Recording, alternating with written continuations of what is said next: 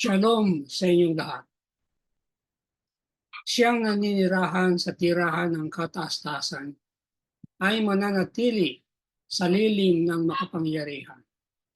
Sasabihin ko sa Panginoon, aking muog at aking kanlungan, aking Diyos na siya kong pinagtitiwalaan. Awit 91:1 at 2. Welcome po sa Good and Faithful channel dito sa YouTube. Dalangin kong maging pagpapala ito sa iyo tuwing ikaw ay magbubukas at manunood.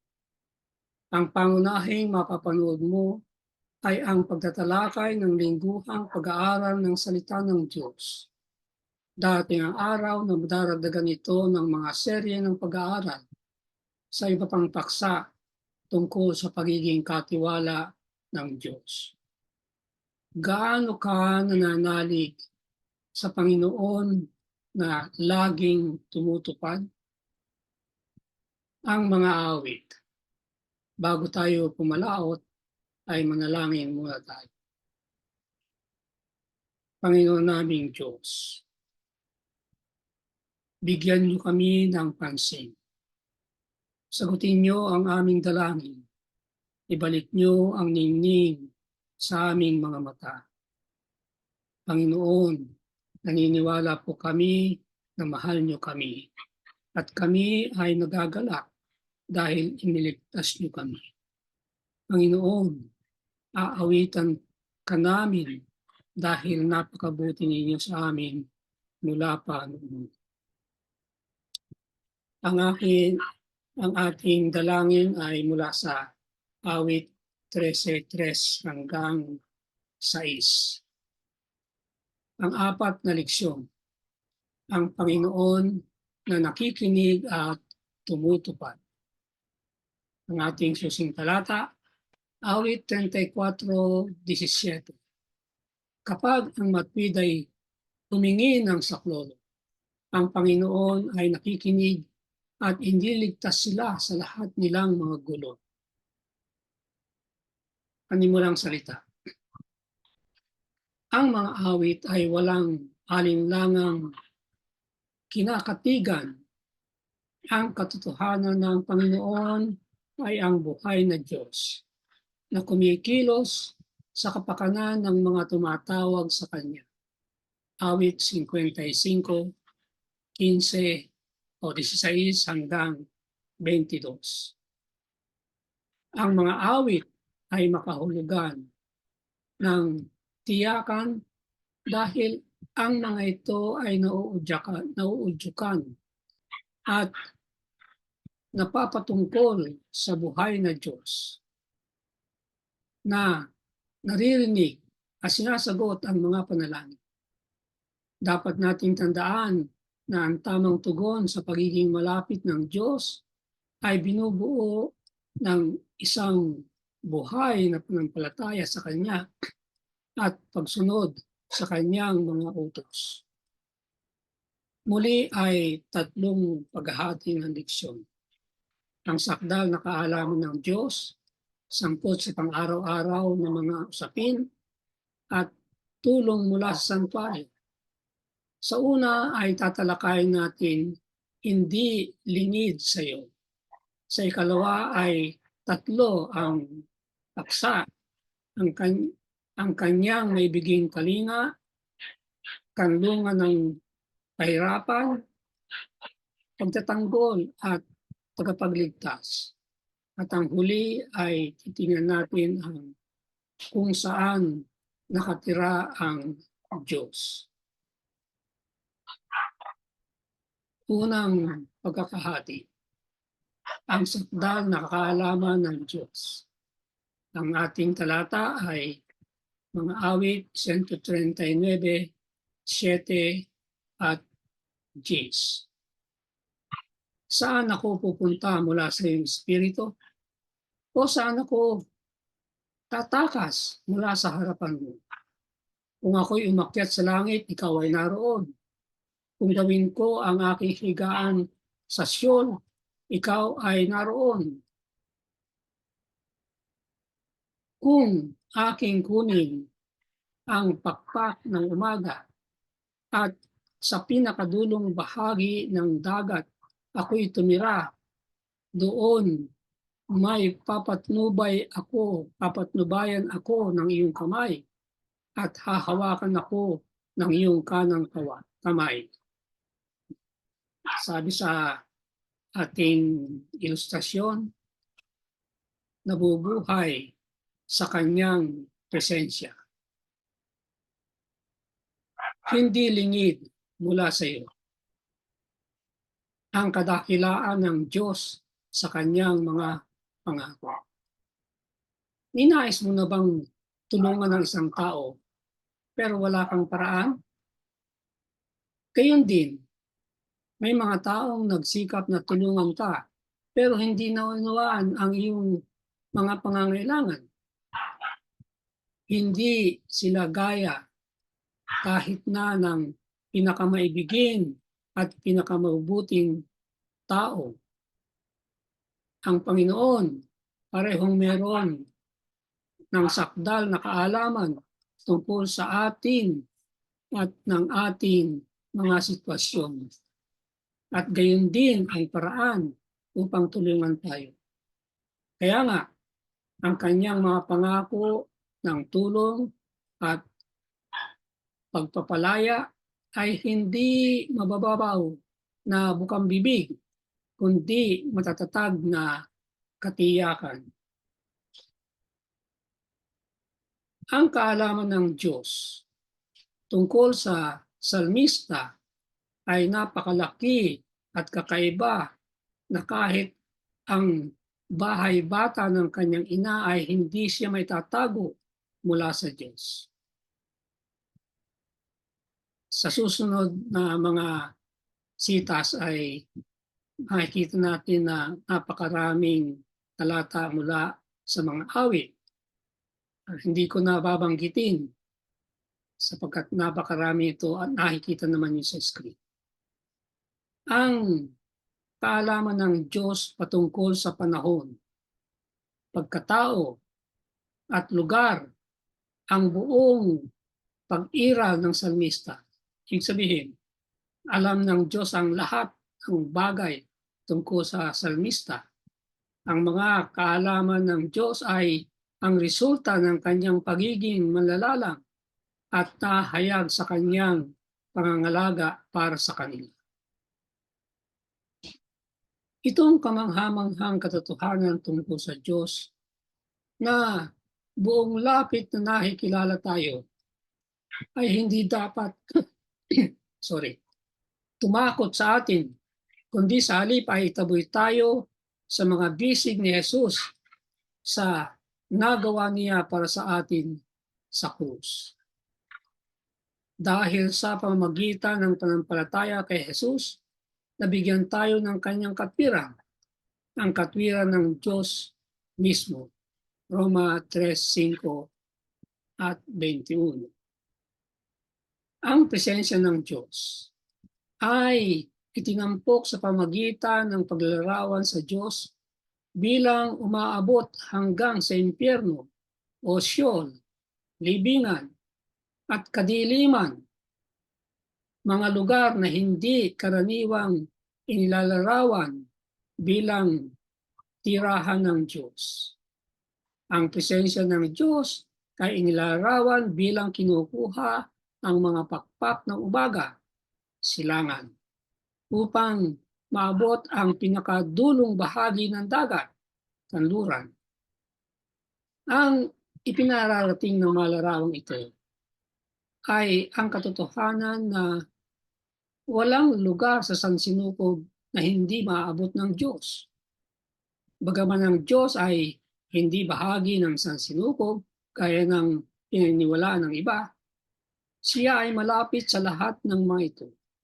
Hindi lamang dahil nilikha niya ito, kundi tinutustusan din naman niya ito. Makikita natin ito sa Hebreo 1:3.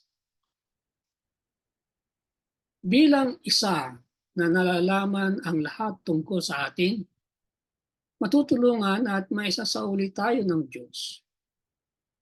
Ang bagong pagkatanto ng kanyang kadakilaan ay magdidikta ng isang pagbubulaslas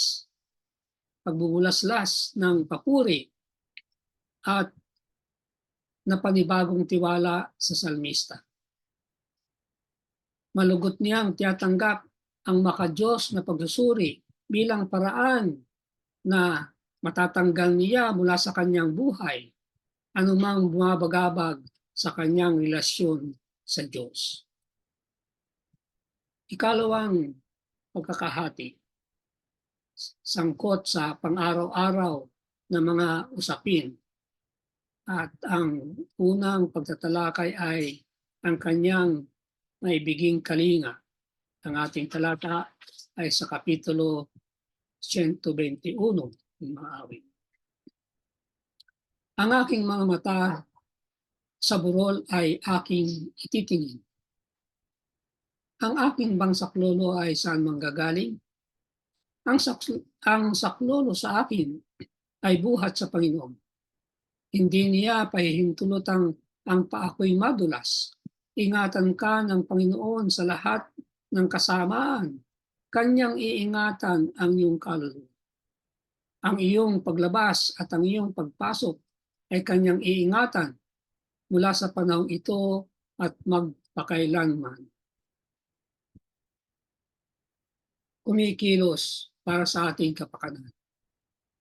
Para sa salmista, ang Panginoon ay dahil kayo ay lagi kong kasama. Kaya nagtitiwala sila sa Diyos na tumatawag sa Kanya. Maririnig siya ng Panginoon kahit kapag humihiyaw siya mula sa mga kalaliman. Naghahatid na walang sitwasyon ng buhay ang matatakasan ang kataas-taasang kapangyarihan ng Diyos. Sa gayon, ang hiyaw ng salmista, gaano mang apurahan, ay hindi walang pag-asa. Ang kanyang kapangyarihan sa individual na buhay. Una, hindi niya pahihintulutang ang pamoy madulas. Ang larawan ng paa ay madalas na paglalarawan ng paglalakbay sa buhay. Ang Hebreong salitang para sa madulas ay naglalarawan ng katiwasayang ibinibigay ng Diyos sa sanlibutan at sa Siyon. Ikalawa, ang larawan ng Panginoon bilang tagapag-ingat sa Israel na hindi umiidlip o natutulog. Itinatampok ang palagiang pagkaalisto at kahandaang kumilos sa kapakanan ng kanyang mga anak. Ikatlo, ang Panginoon ay iyong lilin, nagpapaalala sa haligi ng ulap sa panahon ng Eksodo. Magkatulad, ang Panginoon ay nagbibigay ng pisikal at spiritual na kanlungan para sa kanyang bayan. Pangapat, ang Diyos ay nasa kanang kamay nila. Ang kanang kamay ay karaniwang nagtatalaga sa mas malakas na kamay ng tao, maliban sa kaliwete. Pagkat ang kaliwete ay malakas ang kaliwa. Pero karaniwan ay ang malakas ay ang kanang kamay. Kaya pag sinabing kamay, yun may kanang kamay yun. Ang kamay ng pagkilos, yun ang kanang kamay. Dito, ito'y nangangahulugan ng pagiging malapit at pabor ng Diyos. Panglima, ang pag-iingat ng Diyos sa kanyang bayan ay buong linaw na kinukumpirma sa awit 121, talatang 6 hanggang 8. Iingatan ng Diyos ang kanyang mga anak mula sa lahat ng masama. Niyang araw, niyang buwan ay sasaktan sila. Iingatan ng Diyos ang kanilang paglabas at pagpasok. Itong mga matulaing anyo ay nagbibigay diin sa malawakan at walang tigil na pangangalaga ng Diyos. Ang kahulihan, nagtitiwala ang salmista sa maibiging kalinga ng Diyos. Tayo, siyempre, ay dapat din gawin yun. Pangalawang pagtatalakay, kanlungan sa kahirapan. Awit 91 talatang 2. Sasabihin ko sa Panginoon, aking muog at aking kanlungan, aking Diyos na siya kong pinagtitiwalaan. Ang pagtitiwala ng salmista. Sumasagupa ang salmista sa iba't ibang uri ng mga problema. At sa mga ito'y bumabaling siya sa Diyos na isang kanlungan sa bawat kahirapan. Ang pagtitiwala ay isang sinasadyang pagpili upang kilalanin ang pamamanginoon ng Diyos sa buhay mo sa lahat ng sitwasyon. Kung ang pagtitiwala ay hindi uubra sa panahon ng kahirapan, kung gayon, hindi ito uubra kahit saan. Ang patotoo ng salmista, sasabihin ko sa Panginoon, aking muog at aking kanlungan, aking Diyos na siya kong pinagtitiwalaan, ay bumabalong mula sa kanyang nakaraang karanasan sa Diyos at ngayon ay nagsisilbi upang palakasin ang kanyang panampalataya para sa hinaharap. Tumatawag ang salmista sa Diyos, ang kataas-taasan at ang makapangyarihan. Inaalala ang humihigit na kadakilaan ng kanyang Diyos. Ang kasiguruhan ng salmista. Ang kasiguruhang masumpungan sa Diyos, ang lihim na dako, silungan o taguan, anino, kanlungan, muog, mga pakpak, panangga, baluti, at tahanan. Ang mga larawang ito ay kumakatawan sa ligtas na mga kanlungan sa kultura ng salmista. Sa panahon nila, yan ang paglarawan nila pag ang kanilang pinatutungkulan ay mga ligtas na kanlungan, safe havens. Kailangan mo lang isipin na ang hindi mababatang init ng araw sa bahaging iyon ng daigdig upang mapahalagahan ang anino o lilim o upang maalala ang mga panahon ng digmaan sa kasaysayan ng Israel, upang pahalagahan ang seguridad na ibinibigay ng panangga o ang muog. Isang malapit na metapor. Tumutukoy sa pagiging nasa ilalim ng anino ng inyong mga pakpak. Ito'y nakakakuha ng aliw at katiyakan sa pamagitan ng pagpapahiwatig ng pag-iingat ng isang inahing ibon. Ang Panginoon ay nihahalin tulad sa isang agila na nagbabantay sa inakay nito sa pamagitan ng pakpak nito. At sa isang inahin na tinitipon ng kanyang mga sisiw sa ilalim ng mga pakpak nito.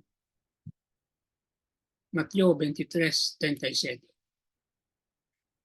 Pangatlong pagtatalakay, tagapagtanggol at tagapagligtas. Mga awit 114, 1, 2 at 7. Nang lumabas ang Israel sa Ehipto at nagmula ang sambahayan ni Jacob mula sa bayang may kakaibang wika, ang Huda ay naging kanyang santuaryo. ang Israel ay kanyang sakop.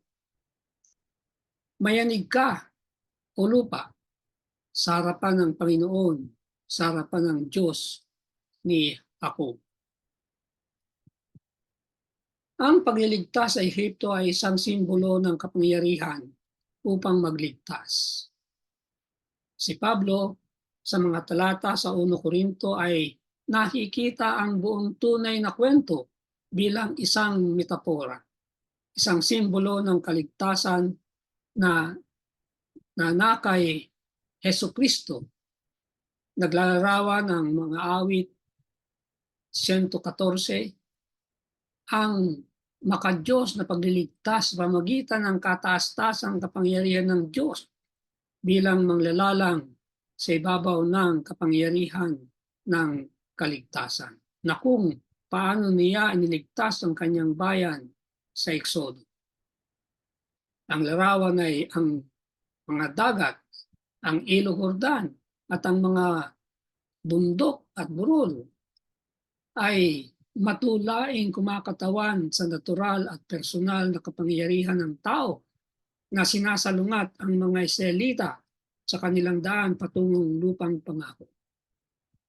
Ang Diyos gayunman ay kataas-taasan sa ibabaw nilang lahat. Ang kapangyarihan ng malalalang sa kalikasan. Para sa karamihan ng mga anak ng Diyos, ang daan patungo sa makalangit na Jerusalem ay puspos ng panganib. Ang mga awit ay pinalalakas ang loob nila upang tumingin lagpas sa mga burol at tungo sa malalalang ng langit at lupa. Ang espiritu ng awit 114 ay nakunan sa pamagitan ng pagpapakalma ni Jesus ng bagyo sa dagat at ang kanyang proklamasyon na iglesia ay walang katatakutan dahil napanagumpayan na niya ang sanlibutan. Matthew 8:23 hanggang 27 at Juan 16:33. Mga tugon ng Diyos sa kanyang santuario. Ang dakilang mga gawa ng Diyos sa kapakanan ng kanyang bayan ay dapat magbigay sigla sa buong lupa upang manginig sa kanyang presensya. Ang panginginig ay dapat na maunawaan bilang pagkilala at pagsamba sa halip na bilang pagiging sindak o takot. Kasama ang Diyos sa kanilang tabi. Ang mga mananampalataya ay walang katatakutan. Pangatlong paghahati. Tulong mula sa santuario. Mga awit 25 talatang 5. Sapagkat ako'y ikukubli niya sa kanyang kanlungan sa araw ng kaguluhan. Sa ilalim ng kanyang tolda, ako'y kanyang itatago. At itataas niya ako sa ibabaw ng isang malaking bato, kung saan nakatira ang Diyos. Isang lugar ng pagtulong, kaligtasan, at pagliligtas. Ang konsepto ng espiritual at pisikal na kanlungan at ang tulong ay kapansin-pansing lumilitaw sa konteksto ng sanktuaryo. Naglalaan ang sanktuaryo ng isang kanlungan sa nababagabag. Pinagtatanggol ng Diyos ang mga ulila at balo at nagbibigay lakas sa kanyang bayan mula sa sanktuaryo. Ang matuwid na paghatol ng Diyos ay ipinuproklama at ang pagpapala ng Panginoon ay lumalabas. Hinihigitan ang kaligtasang ibinibigay sa alinmang lugar sa daigdig dahil ang Diyos ay personal na nakatira sa sanktuaryo. Ang presensya ng Diyos, hindi lamang ang templo bilang isang matatag na gusali, ang nagbibigay ng kaligtasan. Gayon din ang pagiging bundok kung saan naninirahan ng Panginoon, ang bundok ng Sion, ay hihigitan ang ibang bundok, bagaman sa sarili ito'y isang katamtamang burol. Hindi talaga bundok ang Sion, isang burol lang, napakaliit. Ngunit, ang sabi nito, hihigitan ang ibang bundok. Bakit nakahihigit ang isang maliit na burol? Ang dahilan ay naroon ng Panginoon. Doon siya nakatira. Tugon sa Diyos sa kanyang santuario. Ano ba ang dapat na tugon natin? Sabi sa Hebreo 4:15-16, sapagkat tayo'y mayroong isang pinakapunong pari na marunong makiramay sa ating mga kahinaan. Isa na tinukso sa lahat ng mga paraan, gaya rin naman natin, gayon may walang kasalanan. Kaya lumapit tayong may katapangan sa trono ng biyaya upang tayo tumanggap ng awa at makatagpo ng biyaya na makakatulong sa panahon ng pangailangan. So ano raw ang dapat na tugon natin sa Panginoon na nasa santuario? Ang sabi rito ay, come boldly to the throne of grace. Lumapit tayong may katapangan sa trono ng biyaya. Huling salita. Gagawa ng malaking bagay ang Diyos para sa mga nagtitiwala sa Kanya. Ang dahilan kung bakit ang Kanyang nagpapahayag na bayan ay walang mas malaking lakas ay sila'y sobrang nagtitiwala sa sarili nilang talino at hindi nagbibigay sa Panginoon ng pagkakataon upang ihayag ang kanyang kapangyarihan para sa kanila. Tutulungan niya ang kanyang nananampalatayang mga anak sa bawat hindi inaasahang pangyayari kung kanilang ilalagay ang kanilang buong pagtitiwala sa Kanya at may katapangang susunod sa Kanya. Dalawa ang tugon natin.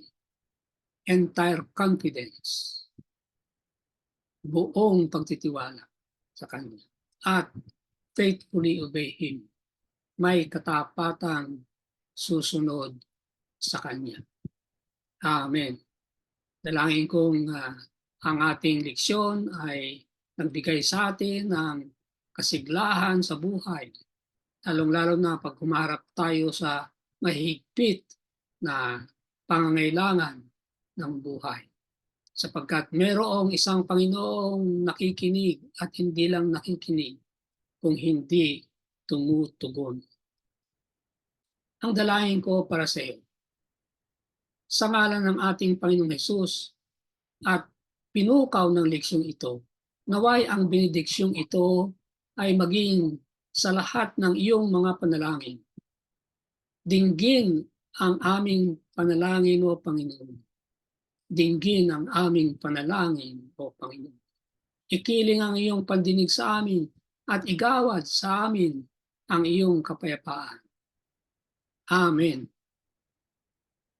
Sumayin niyo ang Good and Faithful channel dito sa YouTube. Ako'y patuloy na nagpapasalamat sa mga taong tumutulong upang mangyari ito at makarating ito sa kaalaman ng marami pa. Pagpalain nawa sila ng Diyos. Malaki ang iyong magiging bahagi sa ministeryong ito. Kung ikaw ay magsusubscribe, kung hindi pa, at kung naging pagpapala ito sa iyo ay mag-share at mag-like. I-click na rin ang notification bell upang kaagad ay malaman mo kapag may bagong video. Ang PowerPoint presentation ay may download mo rin mula sa aking Facebook account. Maraming salamat. Magkita tayo sa susunod na linggo.